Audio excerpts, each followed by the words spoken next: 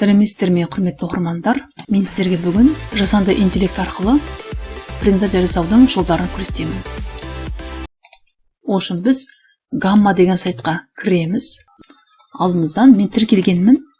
Сіздер бірінші тіркелулеріңіз керек. Тіркелгеннен кейін барып алдарыңыздан осындай парақша ашылады. Создать новый деген батырманы басамыз. Соның ішінде презентацияға арналған мәтін деген А деген терезені басамыз. Презентацияны таңдаймыз. Мына жерге өзімізге қажетті презентацияның тақырыбын жазамыз. Немесе құрметті оқырмандар, сіздердің қандай да бір идеяларыңыз болса, жасанды интеллектіге сұраныс бересіз. Онда мынандай мәліметтер қамтылу керек деп өзіңіздің дайын материалыңызды енгізуге болады. Мен дайын материал енгізбеймін, тек қана презентацияның тақырыбын жазамын. Кез келген тақырып алып көрейік.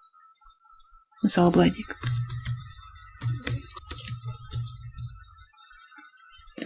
Мен былай деп жазып көрдім. Семей қаласының табиғаты деп жазып көрдім. Экологиясы деп көрейік. Осылайша кез келген бір тақырыпты алып жасанды интеллектіге сұраныс беріп көрейік. Бұл контентпен сіз не істейсіз дейді.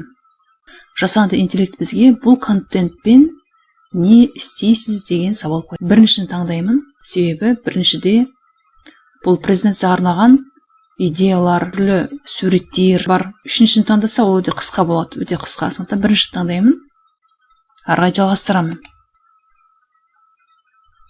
Құрметті оқырмандар, бізде жасанды интеллект ойланып жатыр. Мына жерде сол жақ парақшаға назар аударсақ, бірнеше мәтіннің түрлі стильдер шығады. Минимум дейді. Мен мысалы бұл жерде қысқашаны таңдаймын, өйткені бұл жерде бірінші азат жолдар бар, суреттер бар, эффектілер бар. Осыны басамын. Ары қарай тілді таңдаймыз. Мұнда бүкіл тіл бар. Соның ішінде қазақ тілін таңдаймын. Енді түстерін таңдаймын. Мысалы, көгілдір түс таңдап. Құрметті оқырмандар, төмен қарай түссек, шығармашылық стиль деген бар. Бұл жерден де таңдауға болады. Әзірше бұл жаққа бармай қоямын, өйткені бізде бірінші презентация бұл қарапайымдау. Өздеріңіз үйреніп алғаннан кейін мына жақта да көрулеріңізге болады.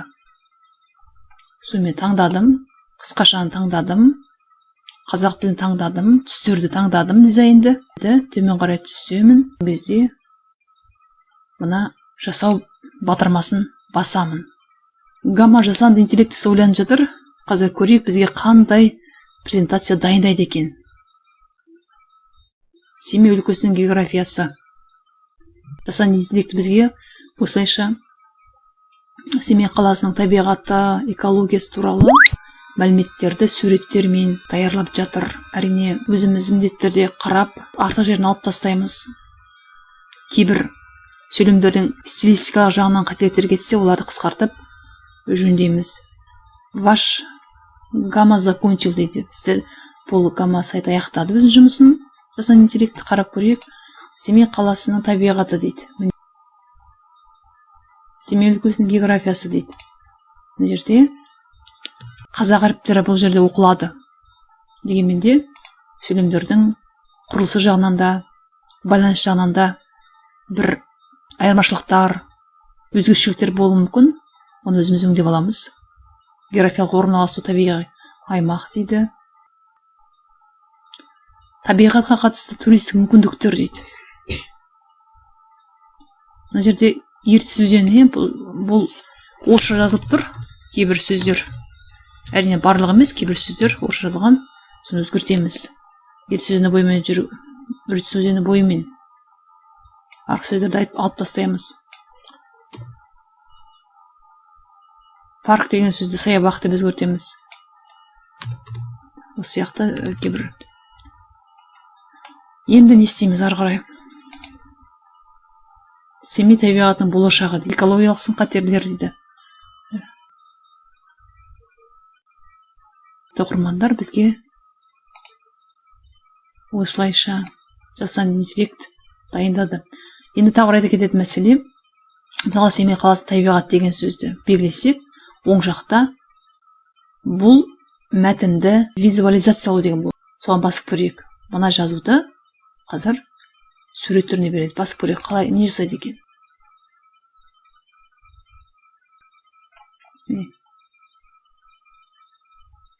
Семей қаласының табиғаты деген атауды визуализациялады.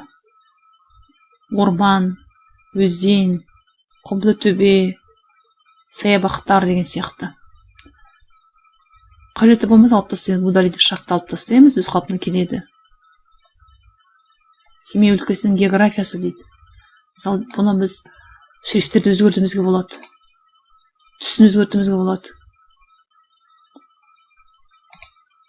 Өзгертуімізге болады әртүрлі. Шрифттерді таңдауымызға болады, мысалы үшін. Осылайша өзіміз өзгерте аламыз. Ең соңында кітап аламыз. Сол жақтағы батырманы бассақ, бізде экспорт деп тұрады. Экспортты басамыз. Экспорт бізге қандай түрде керек? PowerPoint түрде керек пе сізге? Қай түрде керек өзіміз таңдап аламыз. Үш нүктені басқан кезде бізде экспорт деп тұрады. Экспортты бассам, бізге PDF түрінде қажет емес, PowerPoint түрінде керек. Google Slides түрінде де жасауға болады. Өзімізге PowerPoint түрінде сақтап аламыз. Яғни бұл слайдымызды осы жерден өзгертіп алуға болады, немесе PowerPoint-қа көшкен кезде өзгертіп алуға болады. Құрметті оқырмандар, ұстаздар, бар жоғы 2-3 минуттың ішінде бізге жасанды интеллект презентация дайындап берді. Суретімен. Бұл енді қарапайым презентация. Гамма сайтының ішіне кіріп, күрделі презентация жасауға болады. Мен жалпы көрсеттім, енді жүктелді. Ашып көрейік. Міне, PowerPoint-ға жүктелді. Өзгерістер енгізейік. Артық суреттер болса алып тастап, қосатын жерін қосып деген сияқты. Жалпы бізге гамма жасанды интеллектісі осындай презентация жасады. Әріптерін жөндеп, артық жерін алып тастауға немесе қосуға болады. Жалпы гамма сайтының жасанды интеллектінің осындай мүмкіндіктері бар. Бұл мұғалімнің көмекші құралдарының бірі.